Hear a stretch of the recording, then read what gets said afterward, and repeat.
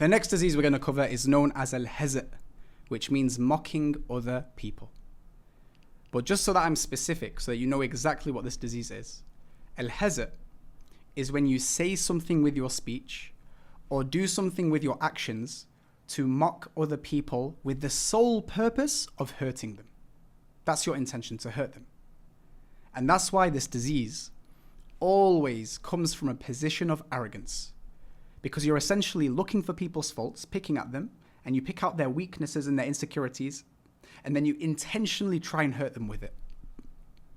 So for example, if you mock someone because of their appearance, could be their weight, could be their skin color, could be the size of their nose, could be their height, even their disabilities. Astaghfirullah, that's one of the worst types of mocking, right? If you do all of that in your speech or your actions, for example, you copy some of their movements to mock them, or you do specific gestures with your hand, or you say hurtful things, and your sole intention is to hurt them, then you have the disease of al-hazd. Another example is if you mock someone for their religiosity, for example.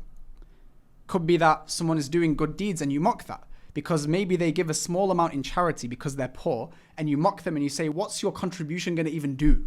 You're only given a few pennies, what's that going to do? And you mock them for it. Or maybe you mock sisters for wearing a niqab. You're too modest, and you mock them like that. Or you mock brothers for choosing to grow a beard, which actually happens in many families. Or you mock someone for doing too much dhikr, and you're like, why are you moving your tongue all the time like this? And you think they're crazy.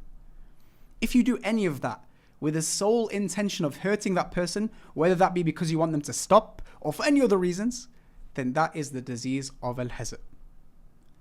Another example is if you mock people for their lineage. Could be the country that they're from, or the city that they're from. And so you copy their accent, or you copy some of the movements that they do in their culture, right? And you do it to their face with the sole purpose of hurting them, then that is the disease of al-hazd as well. And subhanAllah, believe it or not, this disease also affected the companions of the Prophet ﷺ. I mean, in his time, he literally witnessed his companions mocking each other. For example, he witnessed a companion say to Bilal ibn Rabah, who was a black companion of the Prophet ﷺ, he witnessed a companion say, you son of a black woman. Subhanallah. He also witnessed companions laughing at Ibn Mas'ud radiallahu anhu for having very skinny legs. He witnessed his wife Safiya radiallahu anha being mocked for being Jewish. All of these accounts of the Prophet ﷺ witnessing this eventually led to this disease of al-hazd being massively condemned both in the Quran by Allah subhanahu wa ta'ala himself and the Sunnah by the Prophet Muhammad ﷺ.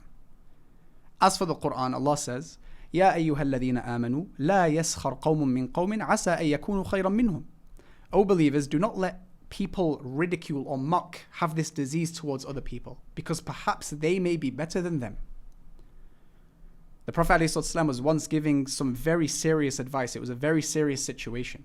And he said, Al-Muslimu akhul Muslim. The Muslim is a brother of another Muslim. لا يخونه ولا يكذبه ولا يخذله. He does not betray him or lie to him or abandon him. The entirety of a Muslim is sacred to another Muslim. His honor, his wealth, his blood. Then he said, At-taqwa ha-huna. Piety is here. And he pointed to his chest like this 3 times. And then he said, it is enough evil for a person to belittle and mock his Muslim brother. Called it evil. Look how strong this condemnation is. Yet sadly, many Muslims go against this advice.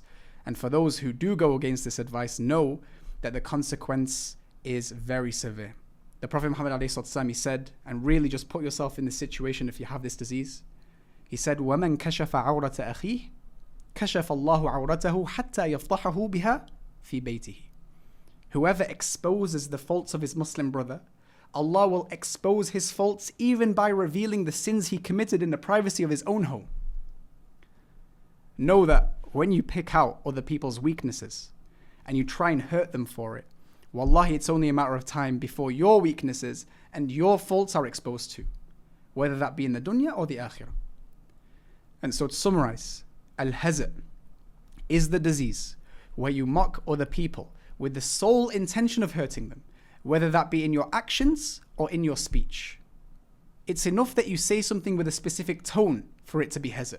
It's enough that you move your hands in a specific way for it to be called hezit. It's enough for even your body language to show that you're mocking them for it to be hezit. The point is that if you mock people with the intention of hurting them, then this is the disease. And because, like we mentioned at the beginning, this disease always comes from a position of arrogance, there is only one cure to this disease, and that cure is to go back to the lesson we did on arrogance and applying the exact same cure as that. That's literally it. Because always, if someone has the disease of hezit, it always is from arrogance. And so the cures of this disease are the cures of arrogance. Subhanakallah wa bihamdik, ashhadu an la ilaha illa anta astaghfiruka wa atubu ilayk. Let's take some questions, inshallah ta'ala.